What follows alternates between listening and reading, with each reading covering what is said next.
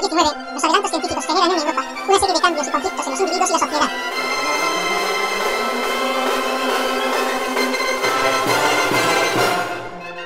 Con el capitalismo y la revolución industrial, la burguesía toma un auge extraordinario y alcanza por fin el poder económico y social.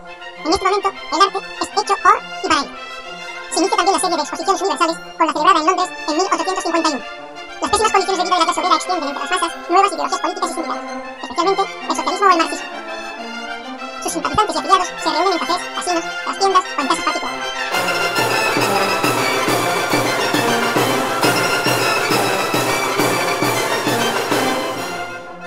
En España incide además un importante deterioro social, político y económico que determina la Revolución Gloriosa en 1868. Esta revolución lleva al exilio francés a Isabel II. La Revolución Gloriosa inicia el sexenio revolucionario, a lo largo del cual se suceden los gobiernos de forma vertiginosa. El poder pasa de manera alternativa de conservadores a liberales.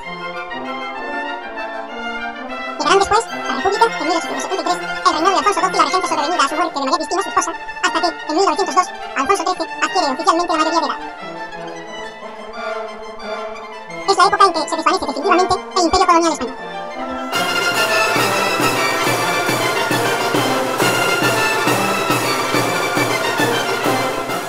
De manera consecuente con estos cambios, el movimiento romántico es sustituido hasta finalizada la centuria por novedosas tendencias filosóficas, culturales y artísticas que implementan un nuevo concepto de vida y humanidad, de valores y de objetivos. Es el realismo que se levanta sobre el pensamiento positivista que solo acepta como verdadero el resultado de la observación y la experimentación.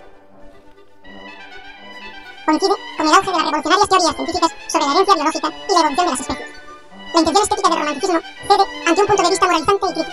Tiene su origen en la Francia de la primera mitad del siglo XIX. Se consideran primeras figuras del movimiento a Balzac, Stendhal y Flaubert. El realismo pretende, sobre todo, reflejar la realidad exterior tal como es. Por eso, es el narrativo el género literario estrella de este periodo, donde folletines y novelas por entrega gozan del fervor popular.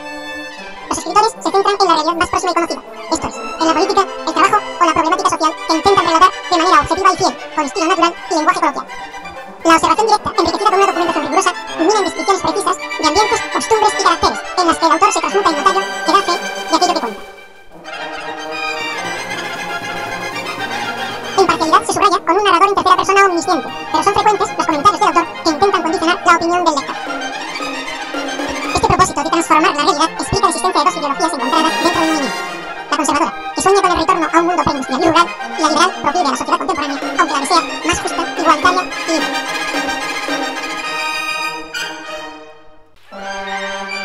En España se encuentran precedentes en la Celestina, el Lazarillo de Tormes, el Quijote, las cartas marruecas, el costumbrismo de la primera mitad de siglo, los artículos de Larra o la novela histórica del romanticismo.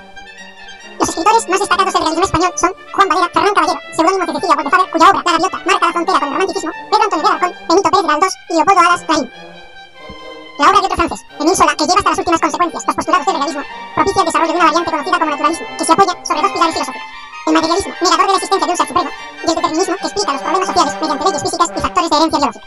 El ambiente naturalista es miserable y sus personajes seres alcoholizados marcados por la sociedad o el entorno familiar. El escritor es ahora juez que dictamina sobre las causas de los problemas de la sociedad donde el hombre es pura materia, sin libertad, con la existencia predeterminada por las leyes de Mendel y las circunstancias sociales. Su lenguaje suele ser natural y vulgar, incluso en ocasiones soez.